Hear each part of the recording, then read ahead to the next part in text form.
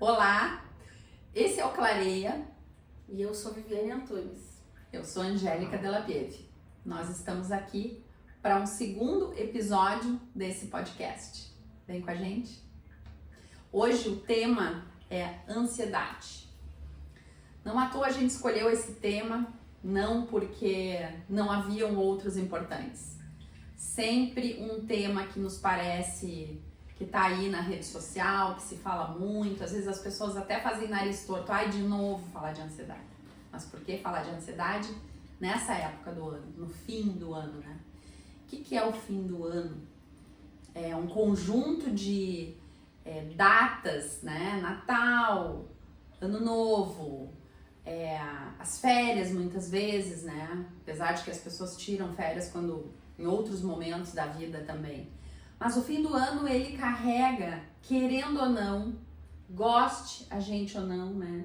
Autorize a gente ou não, né? Porque às vezes a pessoa não é conectada com o Natal, às vezes nem por questão religiosa, mas por outras, não é conectada em se ligar que dia 31 de dezembro vira o ano oficialmente e a gente entra num novo ano.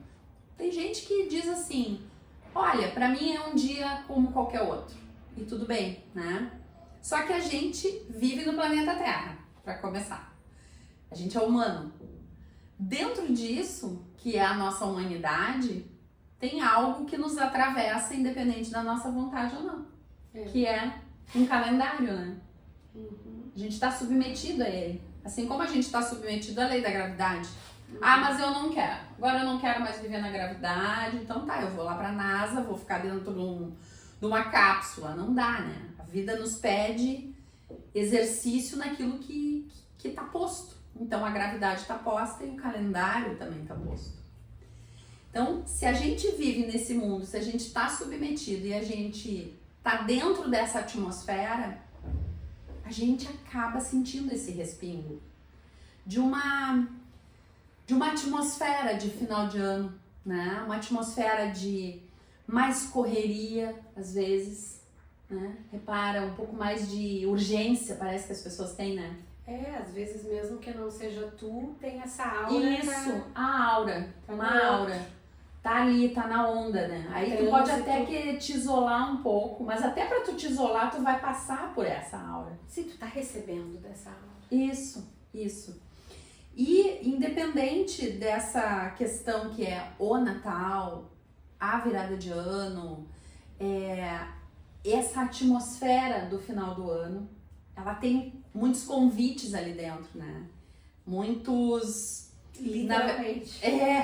Eu ia dizer convites, mas na verdade são intimações, né? Que a gente, querendo ou não, tem a gente um ritual, um jeito que a gente faz de ritual ou não. A gente chega pra fazer aquele balancinho, né?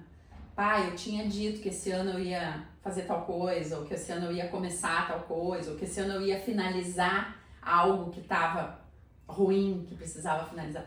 E de repente a pessoa vai chegando no final do ano, esse peso vem se instalando muitas vezes sem perceber. E aí, isso pode ter N camadas dentro disso, né?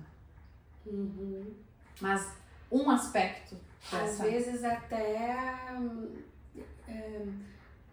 até tu, na tua vida, tá buscando levar esse desenrolar assim pro final do ano de uma forma menos tensionada de tanta coisa, mas os convites chegam de fora e às vezes é difícil arredar pro lado, né? A pessoa precisa estar muito nela para poder dizer não vou, não quero, né? Às vezes até os próprios convites para quem, vamos dizer assim, para quem celebra a noite de Natal, a noite de Ano Novo, às vezes os próprios convites, tem que ir lá para minha família, não sei aonde. Aí quando eu volto de lá em janeiro ou no dia 26 de dezembro, eu digo, ano que vem não vou. Tem isso, né? Ano que vem não vou. Não, ano que vem ninguém me pega. Não me pega. Aí vai chegando agora, a gente vai... o trenzinho vai girando pra lá, né? E às vezes a gente sabe que aquilo lá, né, não necessariamente a família, mas não importa. aquilo que a gente está acostumado a fazer nos drena. Mas a gente parece que entra num mood de é estranho dizer que não vai, aí só eu que não vou, aí eu que pareço alguma coisa. E entre eu ficar sendo vista de uma forma que daqui a pouco eu não quero, eu me rendo. Me submeto. E penso que, tá, mas o que tem, né? São 10 dias, 5 dias, 3 dias, como se aquilo eu pudesse fazer sumir. Se me faz mal, né? Não tô falando de algo que nos nutra. Porque na mesma medida, às vezes, um final de semana curto, bem nutrido, né? Bem nutrido, bem bom, a gente carrega aquilo, a gente fica mastigando aquela sensação boa por algum tempo, né? Mas quando também não é bom, a gente também fica. Mas a gente... E isso tudo que a gente tá trazendo e que tu tá trazendo dessa forma, tá dentro de um grande guarda-chuva, né? Que é a saúde mental, né? É que às vezes parece que não. Parece que não, né? Porque fica invisível. Fica disfarçado, né? A gente dá um monte de nomes, a gente dá um monte de caras e o próprio fim de ano dá esse voucher, né? Pra gente dar um monte de nome. É por causa do fim do ano. É porque também teve, ano passado teve enchente, esse ano teve... Então, a gente acha nomes para as coisas. A gente acha batismo para as coisas. Justifica. E nisso, a gente não olha... Até porque é um justificar real, né? O final do ano, talvez tu traga alguma coisa disso. Ele por si só, ele tem uma carga. A gente reage ao final do ano.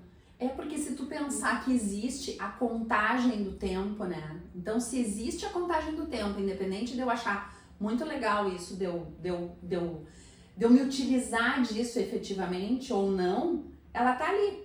Porque se teve um dia que eu nasci, teve um dia que lá, deu tudo certo lá com a minha mãe e meu pai, eu nasci. Aí a cada ano, e a gente não para fazer essa reflexão boba, parece boba. A cada ano, no dia tal, no meu caso 2 de julho, eu renovava mais um ano de vida. E nisso tu vai colecionando e tu vem girando na tua própria vida. Por quê? Porque existe um calendário a contar a tua existência.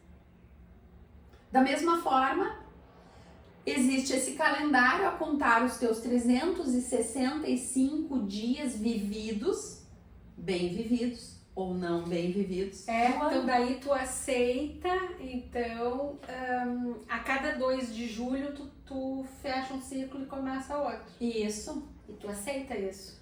É inevitável, né? Tá na tua certidão, né? Tu é inevitável. Lá no 2 de julho.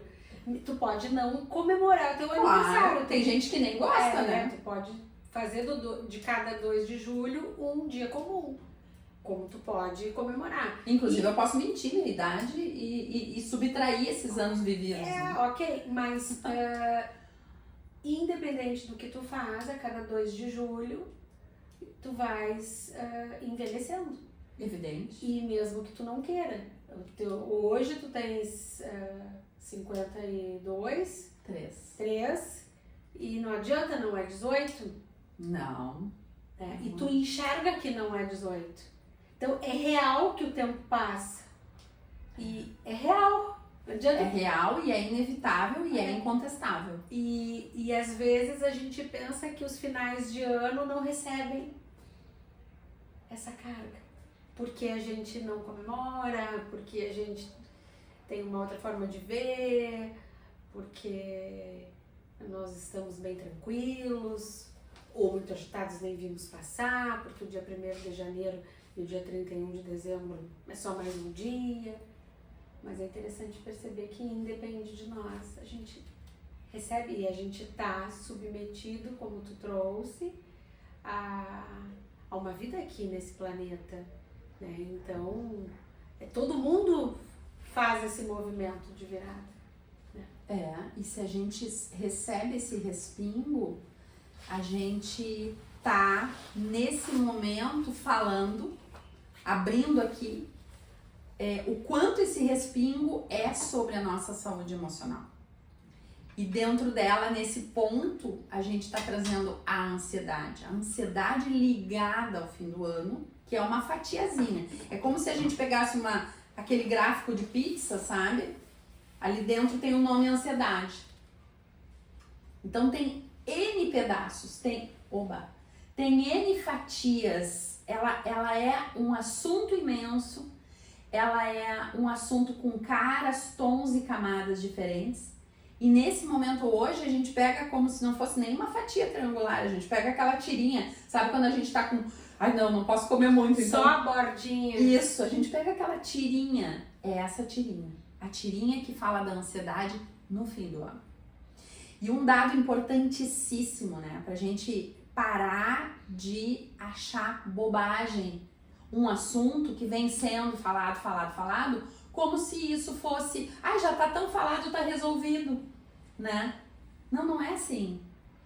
A saúde mental no Brasil, olha o dado importante, o Brasil é tão engraçado, olha só. A gente gosta muito de saber que a gente é brasileiro, a gente tem muito orgulho de ser brasileiro, de tantas conquistas do nosso país, mas tem uma conquista que é vergonhosa.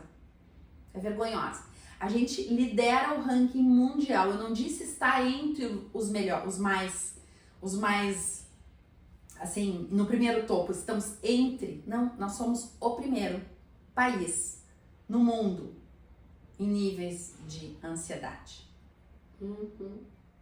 O número 1, top 1. Então, isso não é um motivo para nos alegrar, para nos orgulhar, né? E o dado da OMS atual, agora de 2025, 9,3% dos brasileiros já sofrem de ansiedade patológica. Porque existe aquele nível que é o aceitável, né? Isso que eu ia dizer, ansiedade. A ansiedade em si, ela não é só tua inimiga. Não. Né? Fala um pouquinho disso, Vivi, assim, sobre esse ponto. Que eu vou tomar meu café, né? Não, é natural, né? Fui convidada para dar uma palestra para 100 pessoas. É natural que eu fique ansiosa, que eu fique... e aí, como é que vai ser? É natural. Estranho seria se para mim não tivesse impacto nenhum dentro de mim. Tanto faz eu dar uma palestra para 100 pessoas quanto eu não dar. Então, existe uma emoção que vai passar por mim naturalmente e ela pode estar revestida de uma certa ansiedade. Ela pode estar revestida, mesmo que eu tenha muita vontade, até de uma vergonha, de um constrangimento. Pode, claro que pode, né? Tem um constrangimento que daqui a pouco ele vai ficando suave, conforme a palestra vai andando, e aquele que a pessoa não sobe no palco. Então, a questão não é a ansiedade, a questão é a dose, né? E com esse exemplo, tantos outros, né? Na hora que eu vou ganhar um nenê, eu mesma passei por uma experiência de parto natural quando eu achava que não ia ser. É claro que eu tive ali uma dose de ansiedade, mas uma dose de ansiedade que me ajudou poderia ter me prejudicado. Então, é a dose. E aí, dentro disso, né, dessa pequena tirinha que a gente traz hoje aqui, né, olhando para essa questão do final do ano, né, é natural que a gente chegue no final do ano com uma dose de cansaço maior do que a gente estava em maio, por exemplo. É natural. Pode ser que haja muitas pessoas que não chegam com esse nível porque elas tomam algumas ações no seu ano. Isso. Né? E aí, isso é muito assunto aqui no vídeo, né? É muito o nosso trabalho. Acho que em algum momento a gente pode trazer isso. Mas assim, o que eu quero dizer é natural. É muito mais comum o nosso ouvido ouvir isso. É muito mais comum a gente ouvir, tá chegando o final do ano, não vejo a hora das minhas férias.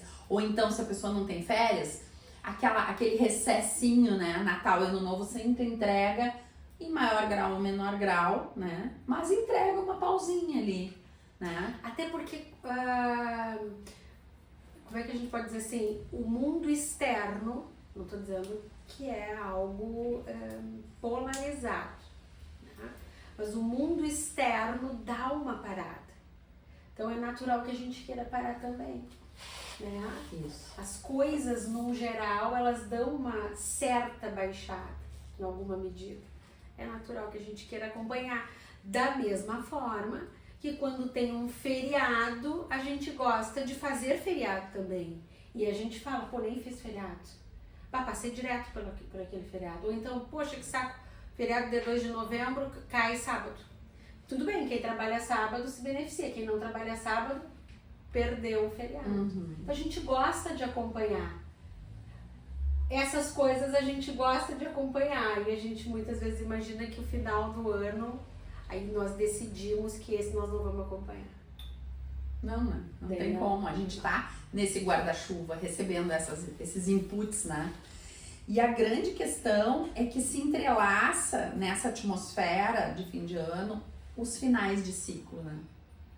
Se entrelaça, tá entregue ali numa mensagem que nem é subliminar, ela é real, né? Ela é o fim de um ciclo e o começo de outro. E isso por si só tem agentes ansiolíticos, né? Por si só. Aí de repente tu tá nos ouvindo e vai dizer assim, não, mas isso não me pega, mas isso aí não me pega. Será, né? Será que não pega em nenhuma esfera? Será que... Onde é que a gente tá realmente conseguindo colocar em nós um estado de maior vigilância até sobre isso, né? É complexo, né? Pode ser que não pegue mesmo, pode ser que não pegue, mas certamente se não pega em ti, tu conhece alguém que pega, né? E se não pega em ti, tu conhece alguém que pega pegando mesmo e alguém que pega e a pessoa não nota que pega. Isso, era isso que eu queria trazer. Não é algo que todo mundo neste momento não está lidando bem. Claro que não, graças a Deus que não. Então tem sim quem está lidando bem. Mas quem está lidando bem é alguém observador de si. E quando a gente é observador da gente, a gente acaba observando quem está na nossa volta. Então, se isso hoje não é uma pauta na tua vida pessoal, tu conhece alguém que ou que já está lidando com isso, ou não, né? Mas é consciente, é presente, a pessoa se sabe tendo essa sensação de ansiedade, essa que transborda, essa que vaza, essa que ultrapassa, quanto pessoas que estão negando, mas seu corpo está mostrando. A gente conhece. Exatamente. E quando o corpo começa a narrativa dele, né, o grito dele, ele já está mostrando algo que já se processou lá dentro há muito mais tempo. Né? Então, ele vem dando sinais, mas esses sinais a gente, né, na maioria das vezes, as pessoas, por uma questão do ritmo da vida, que tá frenética para todo mundo, né? Não tem quem não diga assim que, poxa, o dia parece que nem tem 24 horas, que eu não consigo render todas as minhas coisas da minha agenda, fica sempre faltando, um sentimento de tô devendo para mim mesma. E eu acho importante trazer que eu acho que isso é real. As coisas mudaram. As coisas mudaram, né, muito. É tudo mesmo muito mais rápido. Tudo. A gente não pode... Eu tenho 49 anos, então pegando aqui como medida, eu não posso comparar a minha infância com a infância dos meus filhos. Ou até de quem não é filho, mas da criança menorzinha ainda. É diferente. A gente... tudo é mais rápido hoje. Os carros são mais rápidos. A internet, ela mudou completamente a relação da gente com a nossa tempo. Relação com o tempo. Então, eu não, muitas vezes, eu nem vou no supermercado fazer compras, o supermercado chega na minha porta, eu não vou na loja pagar uma conta, isso chega no meu e-mail, eu não vou mais ao banco, eu resolvo tudo de casa. E aí eu resolvo no domingo, eu compro às 3 da manhã, eu faço compras às 3 da manhã, se eu quiser eu não durmo, eu faço compra, eu já deixo encomendado. Se eu tiver que pagar uma conta, eu entro no meu banco e eu já deixo agendada às 4h15. Então, não tem como a gente não tá permeado por muita mudança. E isso gera uma desatenção. E é dentro dessa desatenção que a gente tropeça, imaginando que, porque tem tudo isso a nosso favor, a gente precisa estar na mesma velocidade. E aí é que nem quando a gente está num trem-bala, para quem já andou a 300 por hora, que o troço só passa assim e a gente não vê. Só que nós não somos feitos para isso, desta maneira. E aí a gente não consegue se aproveitar do lado bom, porque a gente vira refém, a gente entra no circuito. E aí a ansiedade é a primeira que se levanta. E ganha, aí ela ganha uma régua, né? Ela vai... Por que ela ganha uma régua? Porque o ser humano tem uma capacidade de adaptabilidade, né? Muito grande. Então aquilo que hoje me causa uma ansiedade que eu identifico, daqui a pouco eu começo a entrar num circuito de repetição disso na minha vida, ano após ano, e o meu sistema de alarme, ele fica quase que acostumado a isso. É, e também a gente se mede muito pelos outros. Ah, eu ia chegar nesse ponto. Que dentro da questão do fim do ano, que a gente comentou, Natal, Ano Novo, virada, fim de ciclo, né? Tem a questão das metas também, né? Que a gente falou assim rapidamente. Ah, eu queria ter feito isso e não fiz. Entra uma atmosfera muito comum, hoje em dia, também ser falada, que é a comparação. Né? Ela tá todos os dias, mas vai chegando, vai embretando, né? Isso. Daí... E as redes sociais, elas se servem disso, né? Então, quando a gente tá aparecendo, que tá falando de algo, assim, de novo e de novo, não tá aparecendo.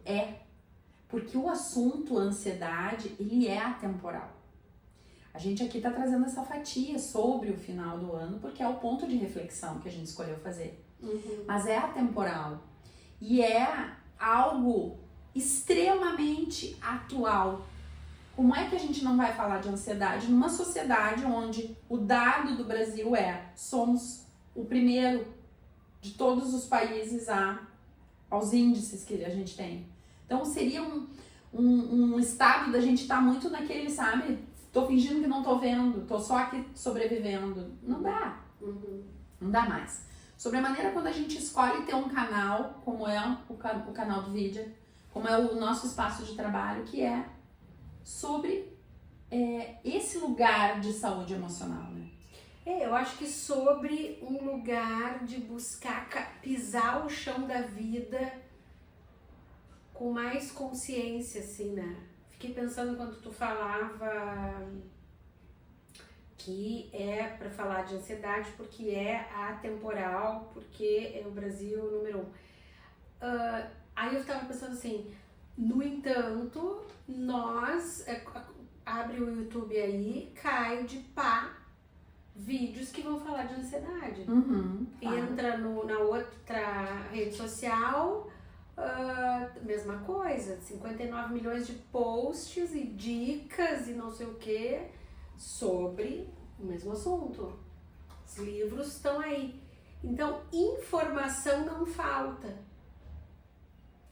Informação de qualidade, talvez um pouco menos tenha, mas tem muito. Talvez um pouco menos tenha na rede social aberta, quero dizer, né? Porque tem muita informação boa. Mas o que acontece? As pessoas, dentro disso que a gente estava falando, me parece, dessa vida tão rápida. O ritmo. A pessoa quer nessa mesma rapidez resposta. Cruzar a ansiedade pro outro lado, sair dela. Eu preciso, já que eu entrei nela, eu tenho que sair dela, mas ainda performando. Porque tudo tá muito ligado à performance. E porque senão fica tudo muito notório, estão me vendo, né? o meu processo. Então, o que acontece? As pessoas seguram o que dá os seus sintomas, escondem o que dá os seus sintomas. E muitas vezes elas são paradas, elas não vão antes. Tá aí o burnout, as crises de pânico, a própria depressão, né? A pessoa vai segurando aquilo, e aí ela vai olhando para o lado e vai parecendo que o outro tá tão bem, ela tem mais é que segurar. E quando ela vê, realmente, ela não para antes, quando o sinal tá amarelo. Isso. O sinal tá ficando preto. Preto. Precisa pretear. E aí eu sou parada. E sobretudo isso que tu tá trazendo do burnout, as crises de pânico, dentro desse estudo, né, da OMS, os dados que são trazidos desses 9.3, eles têm um marcador muito grande para a amplitude de casos, num tempo curto aqui, que se fala em 5 a 6 anos, de 5 a 6 anos para cá, nos jovens e adolescentes. Pois é. Né? Então, só isso aqui já abre um capítulo que seria assim, tu que é mãe, né, Vivi? Eu não experienciei a maternidade, mas dentro desse capítulo, há assim... não experienciou a maternidade, mas conviveu. Sim. Acho que aí merece uma abertura desse assunto em um outro momento. Tá. Então, diante de tudo isso que a gente tá hoje, né, trazendo aqui esse ponto de por que falar da ansiedade no final do ano, né? Eu particularmente gostei muito da escolha que a gente fez desse tema. Me fez muito sentido. Que tu fez? Que eu fiz. Me fez muito sentido pensar em trazer, porque sempre há uma camada a mais pra gente olhar e talvez eu mesma tenha muitas questões que às vezes eu não consigo nem formular ela direito. É como se eu tivesse uma parte da pergunta, né, da dúvida, e outro pistas sobre o complemento daquilo. Então, trazer perguntas que vão ajudando a compor um pouco mais me faz muito sentido. E é muito do que a gente faz aqui entre nós duas, por isso que a gente criou isso.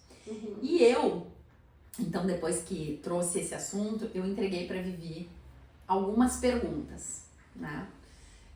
Não sei se ela hoje navegou e tá me trazendo pra gente compor aqui já isso, mas imagino que sim. Mas, porque esse podcast tem esse propósito, né? A gente, claro, não senta aqui e abre a câmera do Neida, né? A gente tem um caminho, né? Porque é importante trazer clareza, o nome dele é Clareia.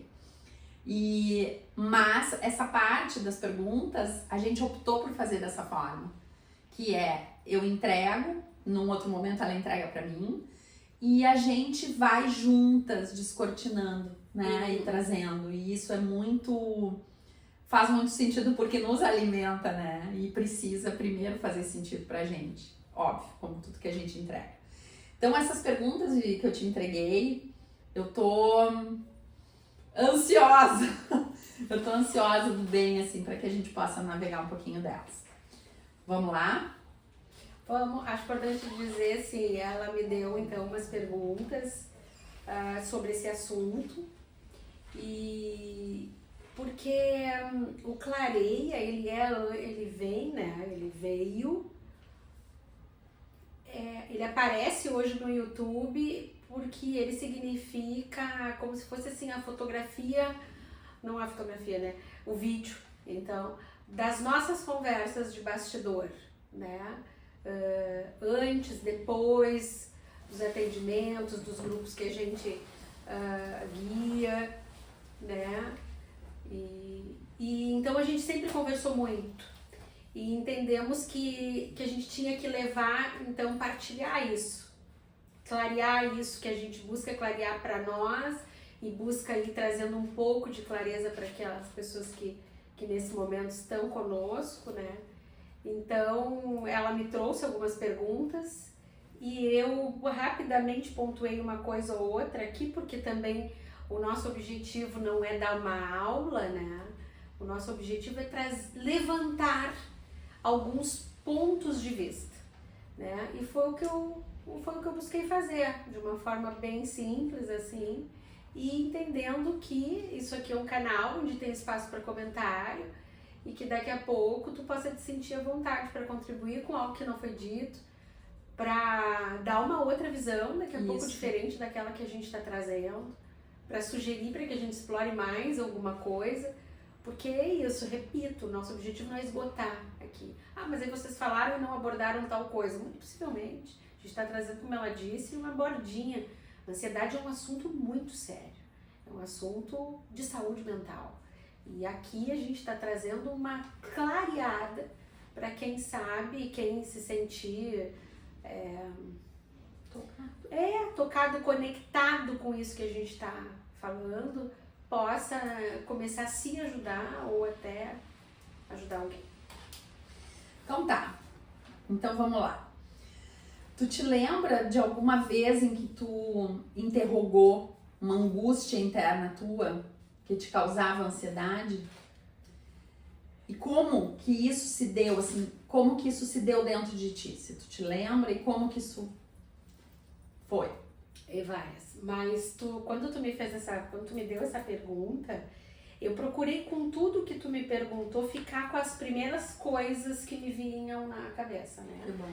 Então, alguma vez que eu interroguei, né, que eu perguntei sobre alguma angústia minha,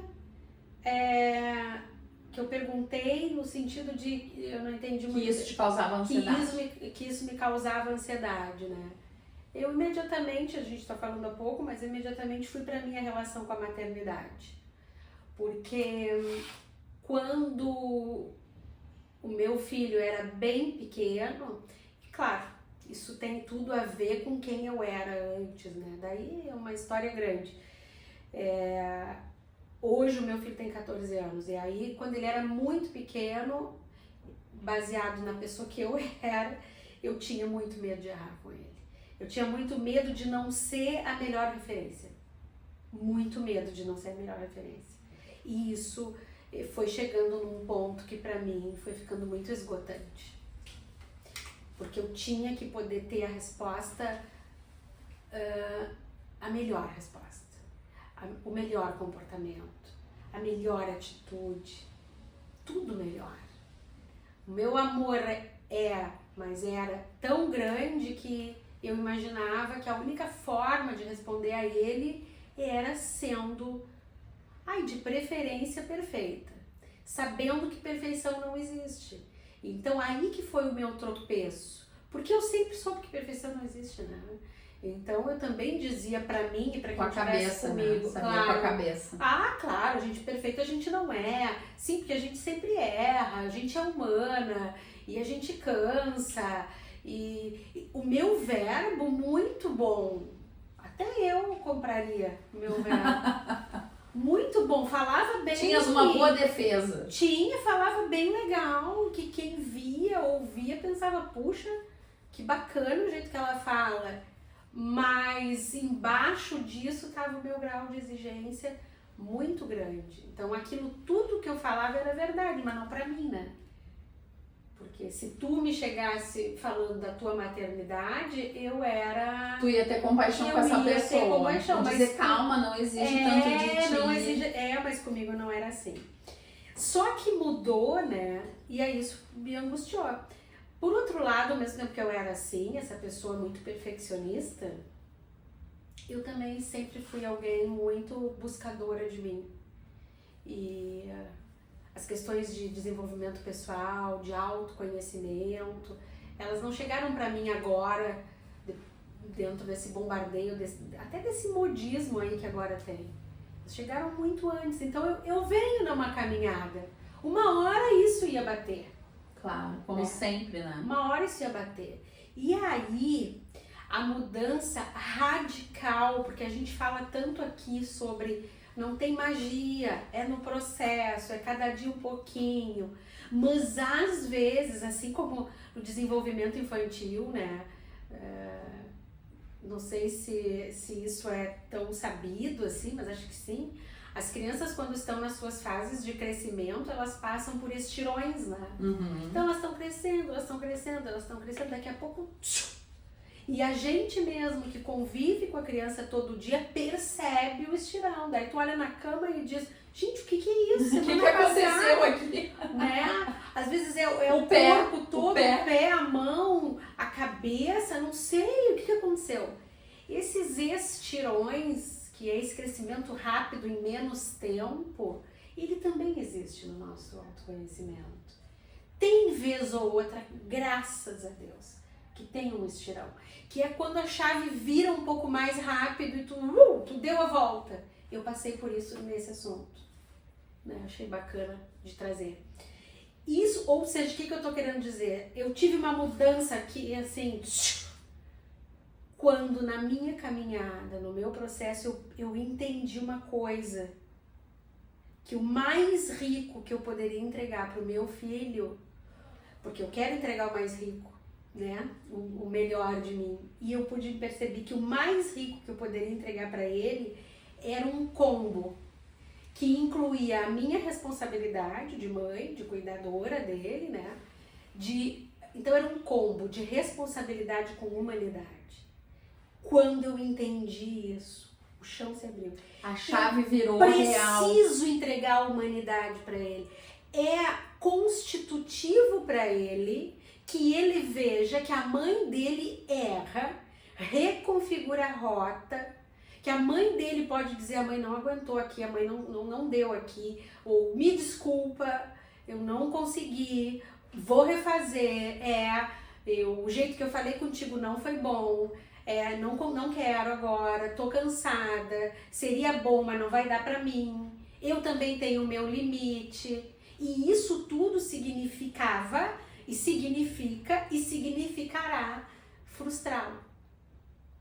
É muito... Quando eu me flagrei que frustrá-lo era dar ouro em pó, não é que eu fiquei a louca do não. Mas eu aprendi a sentar nessa cadeira bem melhor. E isso foi um estirão, porque eu não precisei ficar... Eu entendi que isso era o melhor. Porque eu pude ensinar para ele algo que hoje que ele tem 14 e eu já vejo. Eu pude ensinar a tempo, que coisa... Acho isso muito show, assim, né? Que a gente pode recomeçar. A qualquer tempo, né? A gente pode recomeçar a qualquer tempo. Porque de outra maneira, quando a gente percorre o perfeccionismo, a perfeição, além de ser adoecedor, a gente está ensinando, eu estou falando do meu filho, podia ser outra pessoa, mas eu estou ensinando para quem lida comigo que a gente não muda. É porque é para ser assim. Doa quem doer, tá arrancando a minha pele, vamos. É soberano, né? E agora não. Tá. Agora não. Então, é isso. Nossa, que gigante. E que gigante mesmo esse giro, né? Esse giro que tu fez dentro da tua história, mas que traz esse ponto da conexão do ensinamento, do se posicionar, do ter os pilares de fundamento, mas junto com a tua humanidade, né? Acho que isso aí é pra tudo, né? É lindo a gente poder conviver nessa inteireza. Por isso que eu digo, isso é pra tudo, né? Tu te leva dessa forma pra vida, né? Muito grande isso. Bom, o segundo ponto que eu te trouxe, a segunda pergunta era quais são pra ti 3 pontos que são ações ou formas pra ti de quem chega na percepção, por exemplo, da própria ansiedade. A pessoa, tudo bem, tenho ansiedade, chegou lá, eu tenho clareza que eu sou ansiosa, vamos supor, tá? Mas eu não consegui ainda desbastar essas camadas que a gente já falou que a ansiedade tem, né? Que ela não é uma coisa fechada, assim, um ponto. Ansioso é alguém que tem dor de barriga, não é isso. É algo muito cheio de nuances. Então essa pessoa identificou que ela é ansiosa, mas ela não conseguiu ainda chegar em camada nenhuma para olhar para esse lugar de origem da ansiedade dela. Então o que seria para ti trazer aqui como contribuição, se tu estivesse conversando com alguém que te traz isso, assim, Vivi, eu até sei que eu sou ansiosa, eu sei que eu sou ansiosa, já me disseram e tive que aceitar, eu sou ansiosa. Mas eu não faço ideia, eu não sei de onde é que vem isso, nada, assim, nada, é zero. Não identifico nada. O que seria? Olha, nada é zero, não identifico nada. Eu, ouvindo tu falar, tu diz assim, que a pessoa se identifica como eu sou ansiosa. Eu sou ansiosa diferente de eu estou ansiosa. Sim. Tá? Então já começaria daí. Estar ansioso, quando a gente diz eu estou ansiosa, me parece que é algo mais pontual. Eu tô ansiosa porque tal coisa vai acontecer. Tô ansiosa por isso, me parece que tô ansiosa. Agora, eu sou ansiosa, o ser é diferente de estar. E aí, quando tu fala que a pessoa não tem noção, eu me preocupo um pouco. Então, porque é uma pessoa que não sabe, se sabe ansiosa, mas não consegue buscar, assim, de onde isso vem, né? Então, eu fiquei pensando, assim, várias coisas. Mas acho que para trazer para cá, numa camada bem assim, a nata do leite, sabe? Me ocorreu assim, quais são as primeiras 3 coisas que a pessoa que se diz ansiosa, ser ansiosa, mas não sabe como que ela age a partir daí. Eu penso assim, 3 coisas, eu vou citar aqui 3 coisas antes de pedir ajuda. Porque eu já tô achando que quando a pessoa se diz eu sou ansiosa e não sei nada, sou um zero, pô, daí ela já tem que ir atrás de um auxílio, tá? Mas aqui, antes disso, então, eu penso que a primeira coisa, antes de qualquer análise, é medir a intensidade. Tá, eu sou ansiosa. Tá, então, o que eu vou fazer primeiro? Isso está presente em todos os dias da minha vida, todos os momentos, ou em alguns momentos específicos? E para um lugar de pensar isso. Quanto tempo do meu dia é tomado por preocupação, por tensão, por culpa, por uma pressão interna? Quanto tempo do meu dia, quanto tempo da minha semana, quanto tempo do meu mês, o quanto isso tem me impedido de me sentir no agora. Acho que seria a primeira coisa. Um bom regulador, né? Tentar quantificar isso que é imaterial, né? Então é medir intensidade, ter uma ideia disso. Eu sugiro, inclusive, anotar, registrar. Registrar por uma semana todos os momentos que o pino levanta. O pino levanta. De repente, situar isso em qual é a cena, né, que está sendo vivida naquele momento. Para poder ter mais elementos, né? A segunda coisa que eu penso que daria para fazer, para quem se diz ansioso, mas não sabe bem para onde olhar, por onde começar e ainda não pediu ajuda, ou enfim, não achou que deveria, então seria medir a intensidade e perceber o impacto. A segunda coisa seria perceber o impacto, que é o que essa ansiedade está provocando na minha vida. Esse comportamento, o que isso está provocando, o que isso está mudando o meu dia, os meus compromissos, ou a minha sensação de bem-estar nas cenas da minha vida. Que impacto isso está dando? E depois, que partes de mim eu estou negligenciando por estar no modo de alerta. Nossa, mas só isso aí que tu traz já é um bom caminho de descascar, né? O que tá ficando... Porque quando eu tô na ansiedade, eu tô no modo de alerta, né? Eu tô... Com certeza. Eu tô. Então, o que eu tô negligenciando? E depois, dentro disso, que é perceber o impacto, como é que as pessoas ao meu redor estão sendo afetadas pelo meu ritmo, pela minha atenção, pelo meu excesso de controle ou preocupação? Chega já nas pessoas ou isso ainda tá só em mim? Já tá chegando lá ou tá só em mim? Tá só em mim, mas tá administrável, tá só em mim, mas já tá aqui? Então eu medi a intensidade, quanto tempo eu fico nisso no meu dia, na minha semana, no meu mês, e depois eu fui olhar para o impacto que isso está causando na minha vida de forma prática e na vida de quem está perto de mim. Já está transbordando? E por último, reconhecer o limite.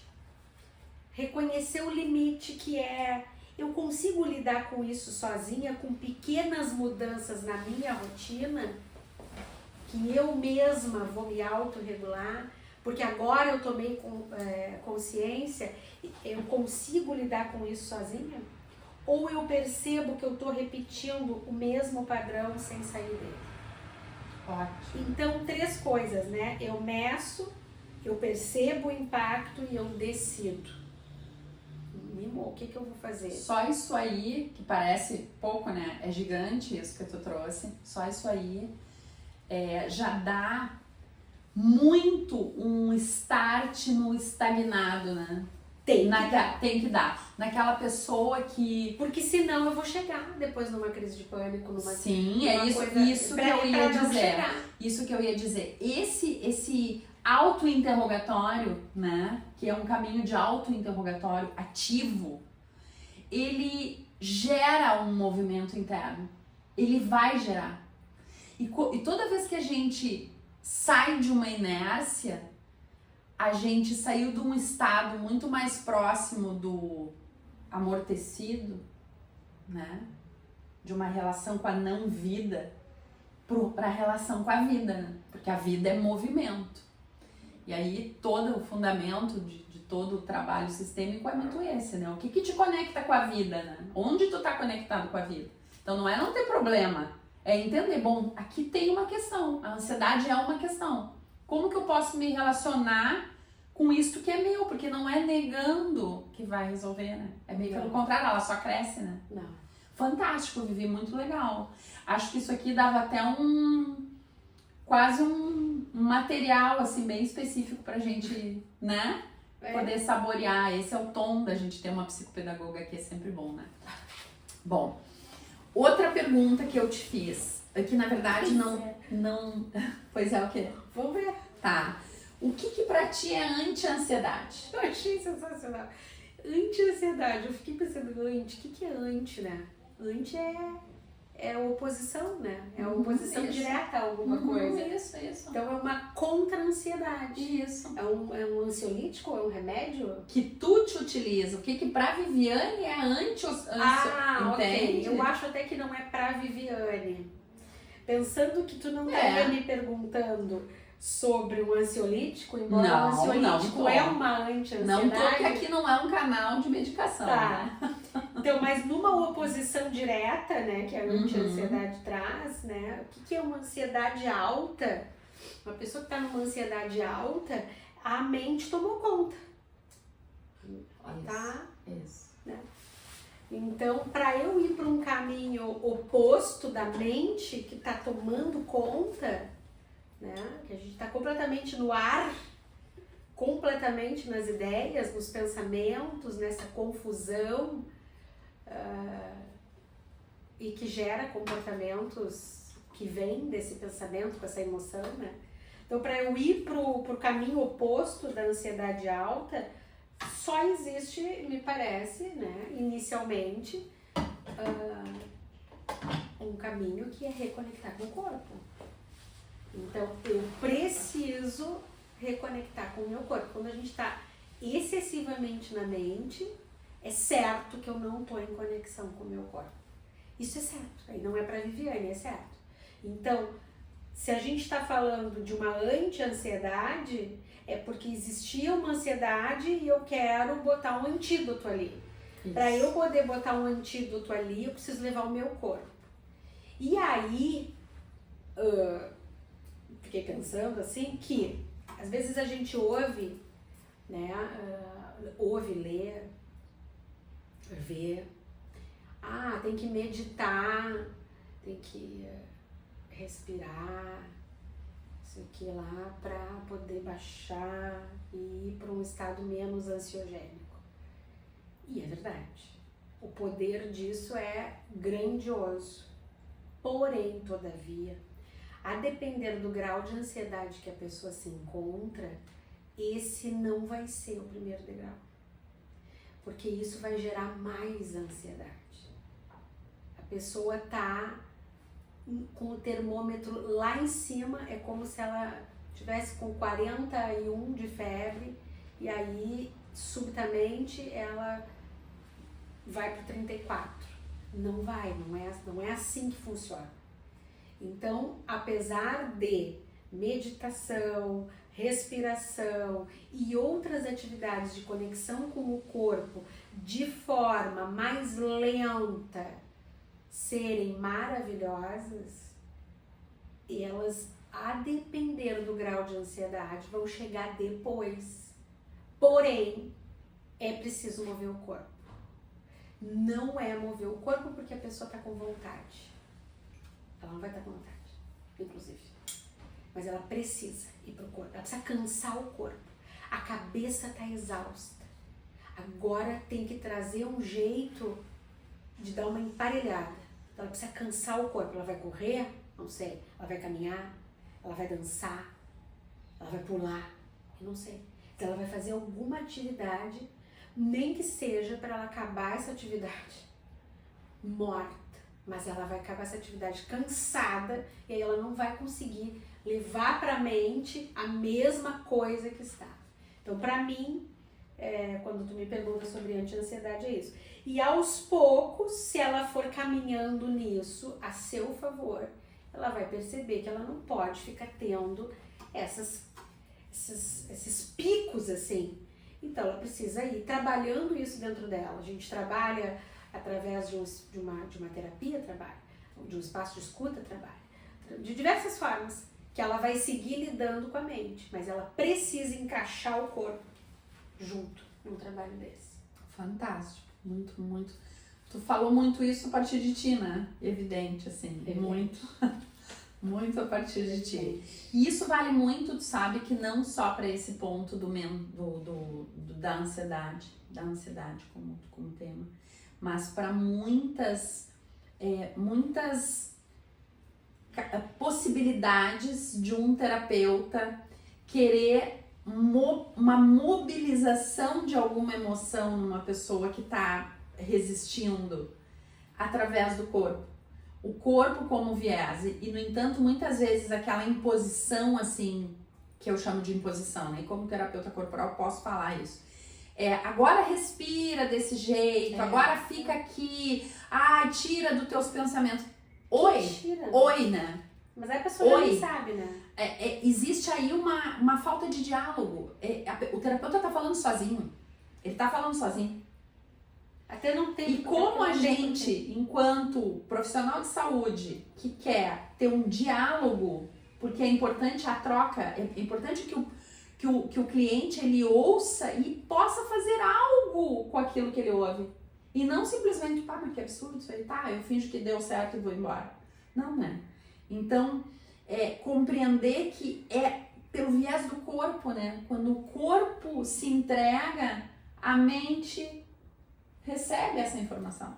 E aí, depois de muitas destas práticas, a gente pode começar a conversar com essa mente. Isso. Aí eu posso dizer, olha, vamos ficar aqui um pouquinho nessa respiração. Vamos ver como que tu te comporta, como é que é pra ti. Mas é aos poucos, não é cheguei aqui, a pessoa tá toda na proteção dela e eu meto um trabalho de respiração. Muitas vezes eu vou deflagrar um pânico nessa pessoa e pode acontecer. Até porque a pessoa vai perceber que ela não consegue. Que ela não consegue. E aí ela vai se comparar. E a régua dela entra, ela compara. Olha, isso aí é não, tem que ter muito cuidado. Muito cuidado, muito cuidado. E que bom, né, que essa pergunta acabou chegando nisso, que não era, vamos dizer assim, não tinha pensado que tu ia trazer dessa forma, bem importante. Bom, outra pergunta que eu te trouxe.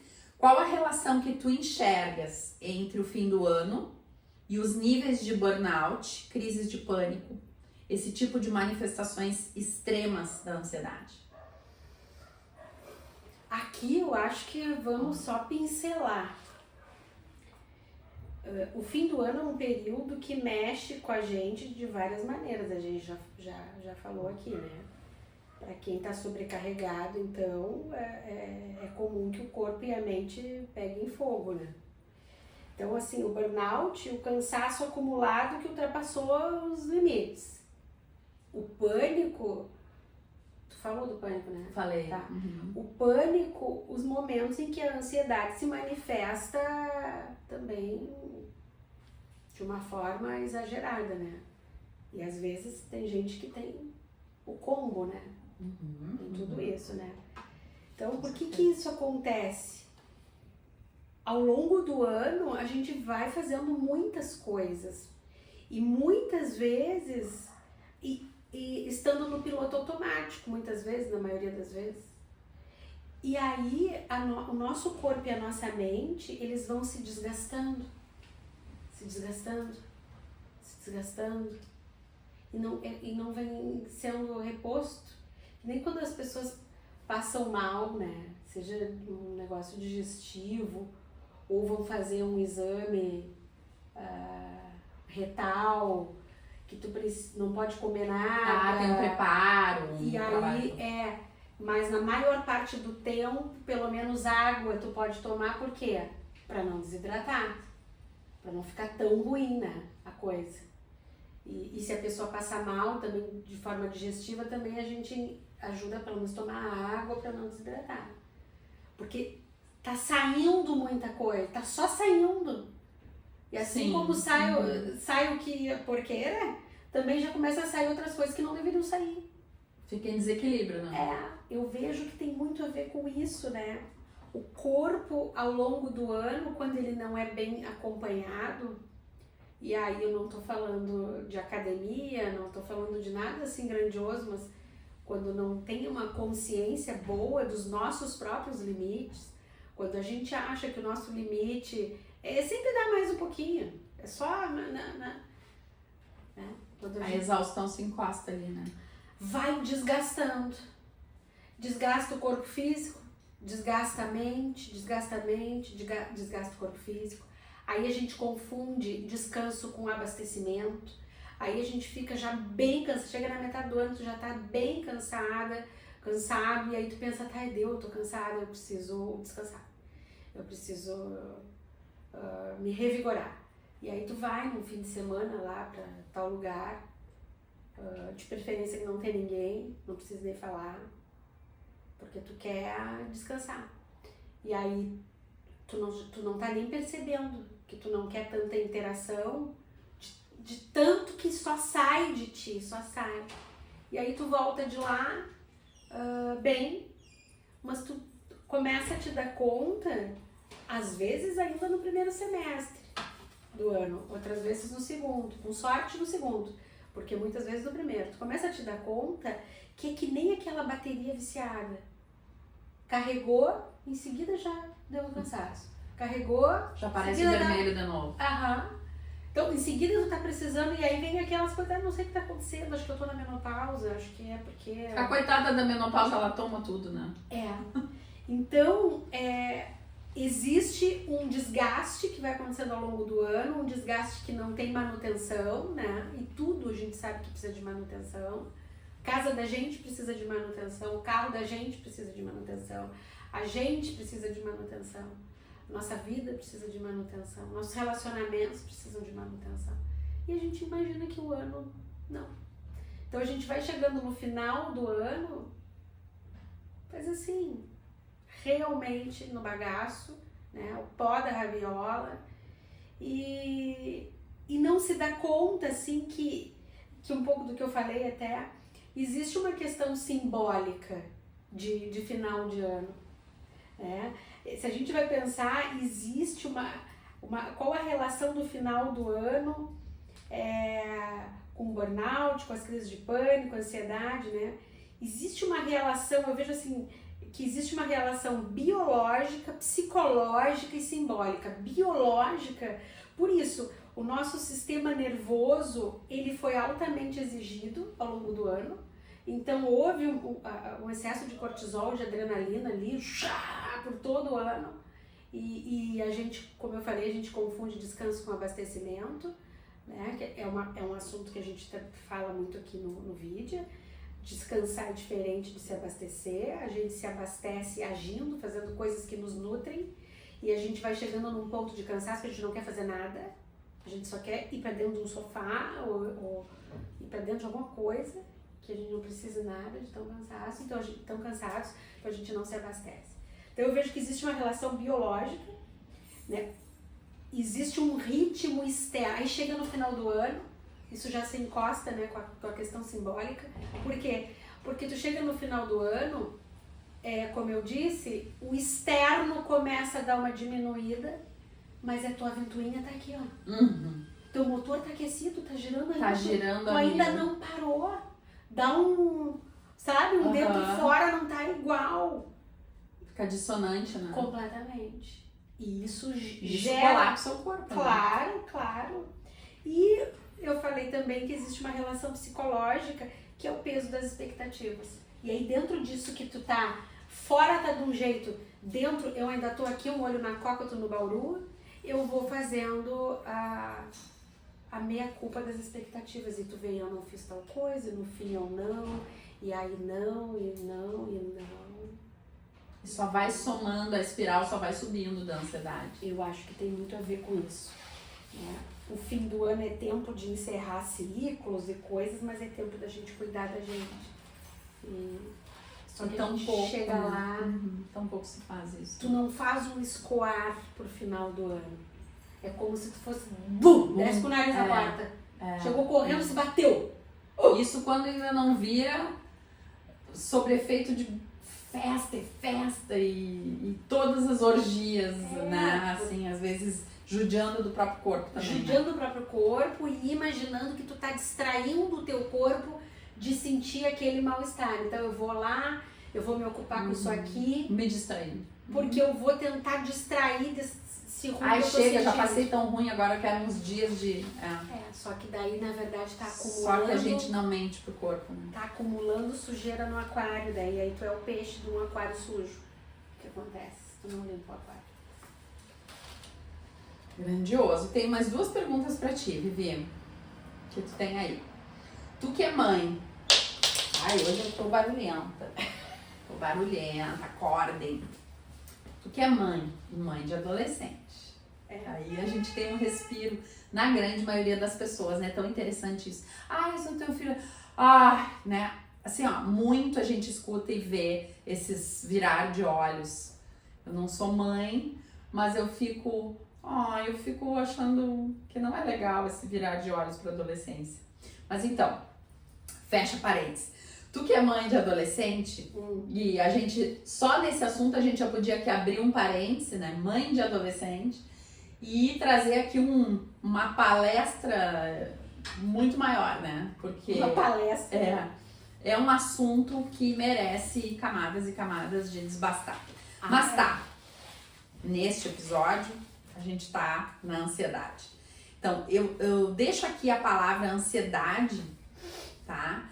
Pra tu trazer algo a contribuir com as mães que nos ouvem. E conosco de modo geral, né? Porque, como eu te disse, não sou mãe, mas eu transito na vida e já passou por mim vários jovens, crianças, e eu participo da vida dos meus afilhados, enfim, que estão crescendo aí, né? Então, para que tu possa trazer para as mães que nos ouvem e para nós de modo geral, uma luzinha a mais pra gente espiar, né? Talvez dentro desse assunto, adolescente e ansiedade. Eu convido a gente a explorar esse assunto melhor num outro momento, trazendo um espectro maior. Inclusive eu acho que é muito importante no rol de que os adolescentes aí estão quase liderando aí muito das ansiedades, para não dizer também outras coisas bem complicadas, né, no que se refere à saúde mental. Eu diria, assim, também numa camadinha de cima, o que me ocorre de compartilhar é que a ansiedade, ela não nasce do nada na adolescência. Assim como quando a gente diz, por exemplo, assim, Vivi tem um filho adolescente. Sim, claro, eu não tô na adolescência, né? Claro que não, quem tá na adolescência é o meu filho. No entanto, a minha família, em algum aspecto, está vivendo a adolescência, que não seja apenas o meu filho. O que eu quero dizer? Quando tu fala assim pra mim, daí tu traz uma palavra para as mães, eu penso que não é para as mães, é para as mães e para os pais, é para as mães, para os pais e para os avós, eu não sei para quem que é, mas é para todo mundo que cuida desse adolescente, porque se ele é um adolescente, ele ainda é menor de idade, né? Então, o que eu quero dizer? A adolescência é intensa, né? O corpo muda, a sexualidade tá aí. Se a gente for pensar outras fases da vida, outros sistemas se desenvolvem mais. Quando a gente chega na adolescência, a sexualidade, eu tô falando de sexualidade, não tô falando de sexo. A sexualidade é algo que grita, o corpo muda, a enxurrada de hormônios. As percepções, os interesses, as paixões, a intensidade, tudo isso ligado à sexualidade. E esse emocional ali, mais vulnerável e ao mesmo tempo olhando para frente, que é para a vida adulta, dando as costas para a infância. A adolescência, o jeito da criança adolescer, quer a gente goste ou não, aquilo que a criança traz para a adolescência, ela recolheu da infância. Então ela não recolheu assim, e daí ela ficou ansiosa. Daí tu vê, não acontecia nada na vida dela, tudo maravilhoso, e ela ficou ansiosa. Não existe. Existe cuidadores que não se observam, né? Então a dinâmica da adolescência carrega as características dos adolescentes, sim, próprios da idade, sim, porém a liga, o que dá o humus àquilo ali, o tempero é recolhido da infância. Ou seja, a gente tem aí uma ação de espelho, né? Ou seja, a gente tem uma tríade, né? A gente tem uma tríade, a gente tem a adolescência, porque a gente está falando de ansiedade, a gente tem uma tríade. A gente tem a adolescência, a ansiedade e a família. A gente não tem o adolescente e a ansiedade dele. Sempre esse circuito. Olhar para o adolescente desconsiderando o contexto familiar é qualquer coisa menos olhar para a saúde do adolescente. Olhar para o adolescente pensando que essa adolescência e a forma com que ele lida com ela só diz respeito a ele, é não perceber que a criança, o jovem, o adolescente, ele lida baseado na forma com que ele aprendeu. Não foi literalmente assim, não foi nada que não caiu de paraquedas aquilo ali. Não caiu. Nunca, né? Então, sempre, a gente está falando de ansiedade, mas eu diria todo e qualquer assunto que diz respeito ao adolescente, diz respeito ao pai e à mãe. Se não é o pai e a mãe porque eles não existem, existe a avó e avô. A figura do pai e da mãe, seja ela num avô, num tio, né? Sempre. Acompanhar a família faz parte. E é muito comum a gente ver os pais que têm alguma questão, cujo adolescente tem alguma questão, não necessariamente ansiedade, mas alguma questão. O pai e a mãe querem levar o adolescente para acompanhamento. O pai e a mãe querem levar, porque o meu filho está com tal coisa. E é a família. Sempre vai ser a família. Sempre. pode escrever aonde a criança tem, o jovem, né, tem problema na sua adolescência. O problema que eu tô falando é algo que transborde. Aqui até fugindo um pouquinho do assunto, mas aquele adolescente que tu combina com ele as coisas. Tu vai no aniversário. Ai, mãe, eu quero voltar às 5 da manhã. Não. Aí tem 15 anos esse adolescente, por exemplo. Ah, eu quero ir na festa da fulana e quero voltar às 5 da manhã. Olha, não vai ser às 5 da manhã. Tu vai na festa da fulana, no aniversário, mas tu vai voltar às 2 da manhã. Se tu te atrasar, eu vou chegar lá na festa e vou pedir por ti, pelo teu nome. E aí, vou chegar lá e vou dizer, cadê fulano? E aí o fulano chega às 2 da manhã, tudo conforme o combinado. Não é sobre a transgressão disso, né? Não é sobre eu negar, claro, dependendo do que. Não é sobre eu negar, já tá na fase de fazer algumas coisas, mas é sobre negociar as regras. E aí eu tenho um adolescente que cumpre com as coisas. Que maravilha. Mas, em alguma medida, que não tô falando de nada grave, esse adolescente vai transgredir um pouquinho. Porque é da adolescência. Tem um dia que ele vai chegar ou me ligar ou atrasar e vai ser às 2h30, não vai ser às 2. Porque a mãe falou 2 horas, vai ser 2h30. Tá na conta da saúde. Não tá na conta da saúde, nem o adolescente que tu diz que é às 2 e ele bate o pé que é às 5 e não quer saber, nem o adolescente que tu diz que é às 2 e 5 para as 2 ele tá lá sempre. Sempre, Aqui. A polarização, né? As duas coisas não dá.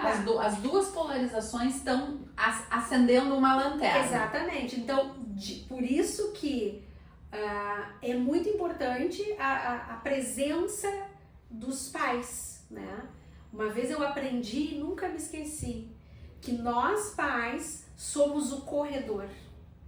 Somos o corredor para o adolescente. Então ele vem, ele pode até se bater um pouco é uma ele vem boa bem, simbologia. mas se ele tem o corredor, que o pai tá aqui, a mãe tá aqui, fica. Ou ele bate aqui ou ele bate aqui, mas ele bate e volta pro meio, ele bate e volta pro meio. Então não quer dizer que às vezes ele não vai se bater, que às vezes ele não vai cantar, mas ele bate e ele encontra o corredor. O problema é quando ele não encontra o corredor.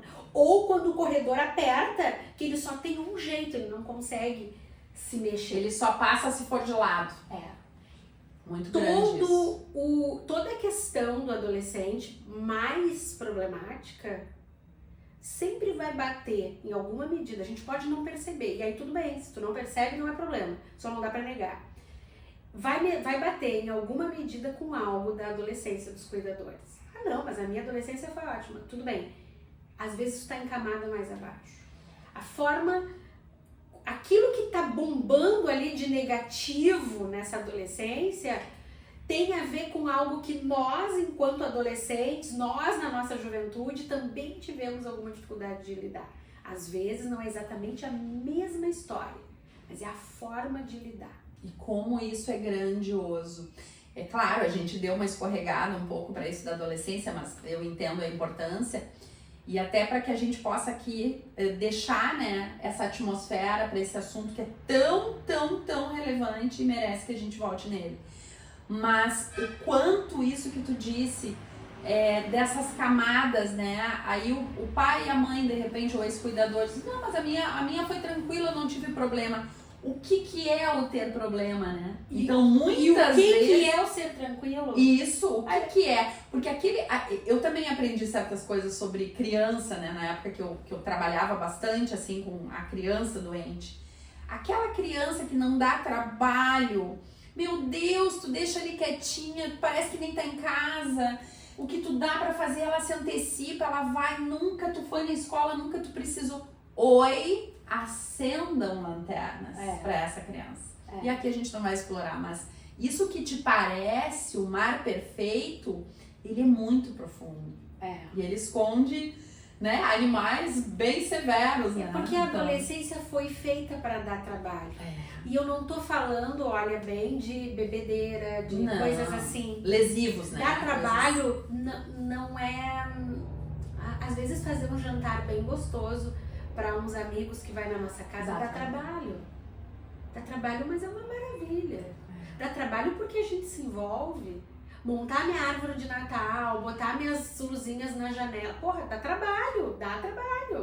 Mas é algo que eu quero fazer. A adolescência foi feita para dar trabalho, porque ela foi feita para ser, no mínimo, a 6 mãos. A do pai, a da mãe, a do filho. No mínimo, a 6 mãos. Tem daqui, tem dali, tem daqui, tem dali. Isso dá trabalho. Agora, quando os pais entendem que a adolescência é lá dos filhos... Ou aí, então, que é do colégio. Aí realmente vira aborrecência, né? E o não dar... E uma adolescência tranquila, como tu trouxe, a gente tem que ver tranquila pra quem? Às vezes, quando é muito tranquila pra criança, tá um horror pros pais. Porque não tá organizado. Às vezes, quando tá muito tranquila, pode estar tranquila pros pais, mas a criança, o jovem, tá tendo que só ser agradador, só cumpridor. Não à toa. Que a adolescência dá trabalho e ela é um feito, um processo, claro, muito mais do adolescente, mas ela é da família. Ela é como aquele vaso que tu tens que não vai se criar sozinho. É ele quem vai crescer. É ele que vai receber a água, a terra e tal, e vai ter que dar o jeito dele, é ele. Mas tu precisa estar lá para regar. E às vezes é água demais, às vezes não dá para afogar, às vezes não dá para botar um pouquinho, né? É todo um estado de presença, né? Acho que é muito sobre isso. Né? Bacana. Então, para finalizar, Vivi, a Vivi de hoje, 49 anos... Quase virando de 50. Quase lá. Quase 50 anos. A Vivi de hoje, 49, muita vida vivida. O que ela diz para a própria ansiedade dela? Então, nessa pergunta, tudo isso que a Angel fez, essas perguntas, como no início a gente falou, que ela me fez, e eu escrevi uns tópicos e tal, para eu tentar não me esquecer de conversar aqui com você, senão daqui a pouco eu vou, né? Mas essa pergunta, eu escrevi a resposta todinha, sabe por quê? Porque eu achei tão bacana para que... nunca me fizeram essa pergunta. Que legal! E aí eu pensei, eu vou escrever para eu mesma ler. Para tu ter. Para eu ter, e eu mesma ler. Esse é o caminho do autoconhecimento. Então eu escrevi assim, ó. Hoje eu diria para minha ansiedade, eu sei que tu tenta me proteger. Eu sei que quando tu acelera, é porque queres me avisar de algo, me tirar de um perigo, me poupar da dor. Mas hoje eu também sei que nem tudo pode ser antecipado. E olha que eu comi um cortado para tirar isso da minha cabeça e levar isso para os meus pés, para o meu cotidiano, para a minha vida. Que tem coisas que só se revelam quando vividas e que a vida não entrega tudo de uma vez. Ela oferece em doses diárias e às vezes a gente quer mais uma dose, a gente não quer dormir sem aquela decisão, aquela resposta, aquela resolutiva, e a resposta não vem, porque não é. E por mais que eu queira resolver tudo logo, porque essa sempre fui muito eu, né? Entender, prever, controlar, eu aprendi que não adianta. Que o caminho não se encurta só porque eu quero chegar. Nossa, como eu aprendi, venho aprendendo isso. Que a força vem justamente de aceitar o ritmo da travessia, mesmo quando dói. Então hoje eu te digo, né, pra minha ansiedade, soltar não é desistir. Então eu digo pra ela, soltar é confiar. É estar inteira no dia de hoje com o que eu tenho, com o que eu sou e acreditar que isso é suficiente para responder a vida agora. E que se amanhã eu tiver que responder diferente, eu vou responder diferente. Então não é sobre eu apressar o processo, é sobre eu estar nele. É sobre eu entender que eu tô no processo. Com maturidade, com presença, com fé no tempo das coisas. Porque quando eu não quero mais correr, quando eu não quero mais correr e eu não quero, eu consigo andar. Uau! Obrigada, que lindo, que legal, que profundo, que contribuição. A gente fica aqui com esse clareia de hoje e clareia para nós e a gente espera que possa também ser um tom de claridade aí para ti. Até a próxima. E deixa nos comentários como é que tá sendo esses 2 episódios e se tu tá curtindo, se tem algum outro assunto, como a gente, não sei se a gente falou aqui ou foi nos stories, pra gente trazer. Se a gente souber clarear, a gente traz. Senão a gente traz as próprias perguntas pra gente se perguntar junto. Ah, pode ser. É uma forma. Tá bom. Até mais.